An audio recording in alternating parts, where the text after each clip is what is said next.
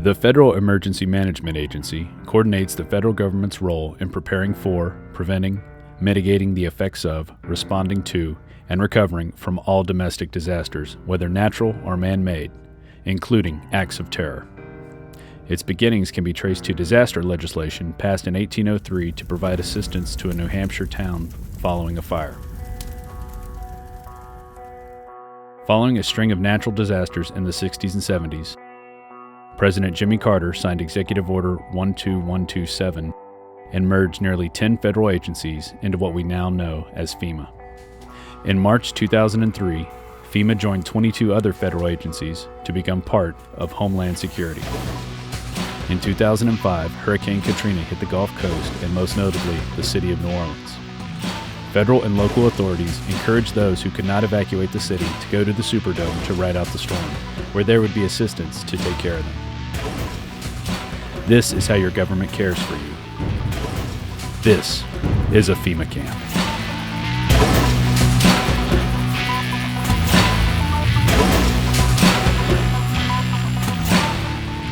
And that's all we're hearing about are the people in New Orleans. Those are the only ones that we're seeing on television are the scumbags who were left in New Orleans or who decided to stay in New Orleans, and they're getting all of the attention.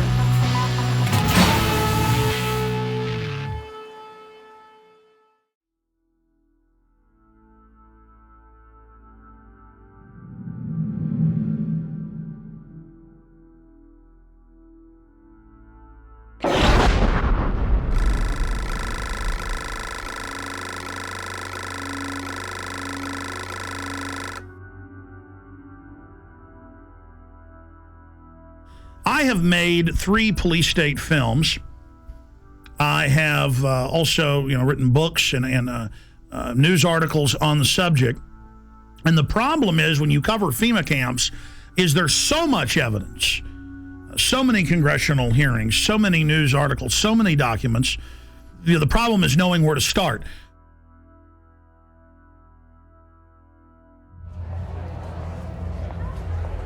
Executive orders. This is how they introduce you. See, they're introducing it all. They've denied they're building all this for all these decades. Now as they unveil it, they're putting their PR spin on it. So Executive Order 10,990 allows the government to take over all modes of transportation and control of highways and seaports. That's been reaffirmed under PDD 51, under the John Warner Defense Authorization Act and others. Executive Order 10,995 allows the government to seize and control the communication media. Executive Order 10,997 allows the government to take over all electrical power, gas, petroleum, fuels, and minerals. Executive Order 10,998 allows the government to seize all means of transportation, including personal cars, trucks, and vehicles of any kind, and total control over all highways, seaports, and waterways.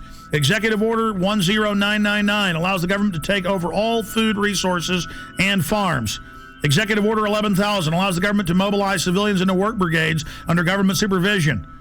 Executive Order 11,001 allows the government to take over all health, education, welfare functions. What's happening through the imploded economy that the foreign central banks are engineering? So they make you be beholden to the government. Designates the Postmaster General to operate a national registration of all persons. That goes on through the Selective Service. Executive Order 11003 allows the government to take over all airports, aircraft, including commercial aircraft. Remember when they shut down all flights after 9/11? Executive Order 11004 allows the Housing and Finance Authority to relocate communities, build new housing with public funds, designate areas to be abandoned, and establish new locations for populations. Remember Louisiana, Mississippi, Katrina? Brownie, you're doing a heck of a job. The FEMA director is working 24 hours. Executive Order 11005 allows the government to take over all railroads, inland waterways, and public storage facilities. Executive Order 11,051 specifies the responsibility of the Office of Emergency Planning and gives authorization to put all executive orders into effect in times of increased international tensions and economic or financial crises. Executive Order 11,310 grants authority to the Department of Justice to enforce the plans set out in executive orders, to institute industrial support, to establish judicial and legislative liaison, to control all aliens, to operate penal and correctional institutions, and to advise and assist the president. So that's your FEMA camps. Executive Order 11,049 assigns emergency preparedness functions to federal departments and agencies, consolidating 21 operational executive orders issued at 15-year period. Executive Order 11,921 allows the Federal Emergency Preparedness Agency to develop plans to establish control over the mechanisms of production and distribution of energy sources, wage, salaries, credit, and the flow of money in U.S. financial institution in any undefined national emergency. It also provides that when a state of emergency is declared by the President, Congress cannot review the action for 6 months. PDD 51 says never.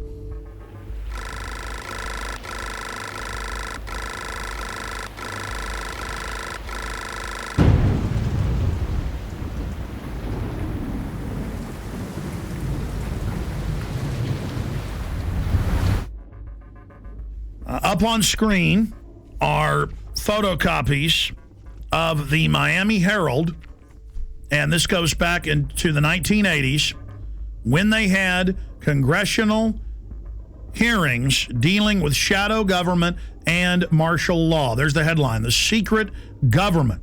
And it talks about secret summits, a plan to take over the government. And it shows the people that were in charge of the continuity of government, Dick Cheney and others. And then we have a congressional hearing where we have Congressman Jack Brooks and others during Iran-Contra bringing up the secret plans, and they're told by Congressman Inouye that can't be discussed. It's a national security issue. In the 1980s, the concentration camp program got a big boost. Colonel North, in your work at the NSC, were you not assigned at one time to work on plans for the continuity of government in the event of a major disaster? Mr. Chairman. I believe that question touches upon a highly sensitive and classified area, so may I request that you not touch upon that, sir? I was particularly concerned, Mr. Chairman, because I read in Miami papers and several others that there had been a plan developed by that same agency, a contingency plan in the event of emergency that would suspend the American Constitution. And I was deeply concerned about it and wondered if that was the area in which he had worked. I believe that it was. May I most respectfully request that matter not be touched upon at this stage. If we wish to get into this, I'm certain arrangements can be made for an executive session. And tragically, the only member who got close was Jack Brooks, and he was stopped by the chairman. But the truth of the matter is that, yes, you do have those standby provisions, and the plans are there, and the statutory emergency plans are there, whereby you could, in the name of stopping terrorism, apprehend, invoke the military, and arrest Americans and hold them in detention camps.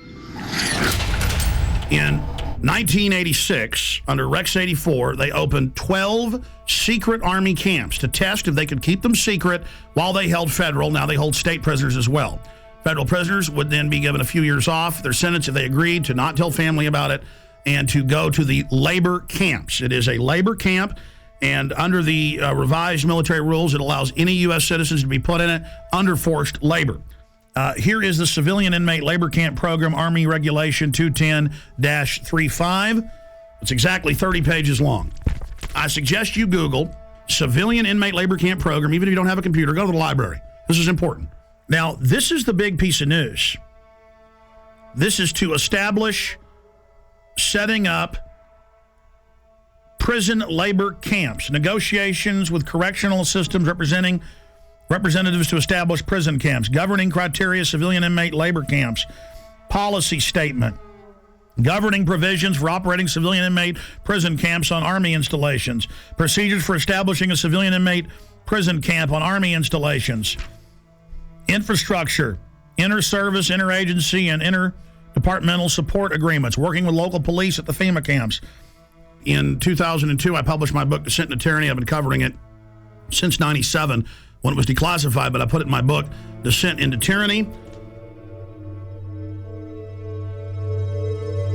This sucker was set up in 1986 at 12 camps. It's since doubled to 24. And from 86 to 97, secretly at labor camps, U.S. citizens, non-military prisoners, were worked on FEMA camps. Now, this was beta testing. They would tell them, you'll be given leniency and only serve half your sentence if you agree to labor. The minute you don't, you'll be sent back on these military bases, but you can't tell anybody national security.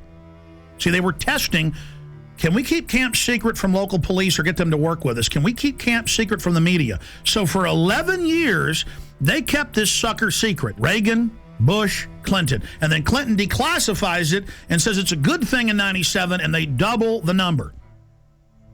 We had secret copies of this when I first got on air in about 95, 96, with just the cover sheet of it, and people made fun of us and didn't believe it. Then it was declassified. This is from Army.mil. So here it is, the big kahuna.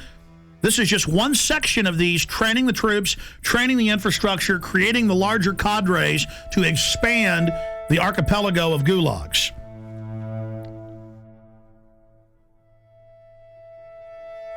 New legislation authorizes FEMA camps in the United States. And it says 6 major camps across the country with hundreds of sub-region camps. Now, if you watch my films and read the documents we put out, that's exactly what we said the camps are and how they operate, because we reverse engineered all this. The camps are already built. It's when they want to openly announce they're doing it that they then pass a law. And they say, oh, all these shut down military bases that they've been keeping refurbished and putting barbed wire facing in and putting in showers and bunks, and we knew that those were to be the FEMA camps, because in the FEMA documents and the congressional leaks and from people that worked at the camps, we knew, and we would list the camps. Then we noticed when it was declassified in 97 that the very camps that had been, quote, decommissioned under the base closure, because they'd said back in the 80s under Rex 84 they were going to use the camps in Congress. So we said, you want to know where the camps are? They're old military bases, and they're old POW camps from Italians, Germans, and Japanese. Guess what's in here? Guess what's in the bill? They've reintroduced the National Compulsory Service under H.R. 1444. It says for mandatory national service. Defense Department announces civilian expeditionary workforce. In Pentagon Directive 1404.10.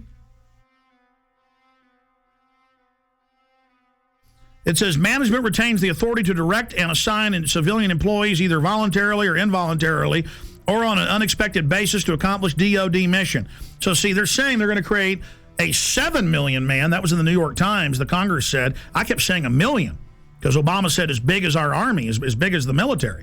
That'd be 1 million people. They say 7 million now, and that they're going to draft you into this, and they'll decide, no more draft boards, if you stay here or if you go overseas. We interrupt our regular program schedule for a special report. Here is Wall Street Journal. KBR awarded Homeland Security contract worth up to $385 million to build 3 1 million person FEMA camps in the United States. It says the ICE detention and removal operations program can be used for illegal aliens and for U.S. citizens and for other emergencies. Here's the New York Times. Halliburton subsidiary gets contract to add temporary immigration detention centers. Just like under Rex 84, the documents came out in the 80s. They said the cover would be for illegal aliens, but it would be really a martial law takeover plan to suspend the Constitution and take over the media. So there's the New York Times we have saved up on prisonplanet.com. Also, George Bush reopened all the Japanese and German prisoner of war camps in the U.S. and put water in, light in, and then just have them set up and ready. That was in the CBS News. Bush to preserve World War II internment camps. So there's that article. Now they're rolling them out in the news. The camps will be for you when you're starving during the collapse of society, which is what the IMF and World Bank have done to countless third world countries, and their own documents say they want to do it here. They have to fully bankrupt you so they can consolidate everything with the tens of trillions of fiat currency they're holding and hoarding of taxpayer money,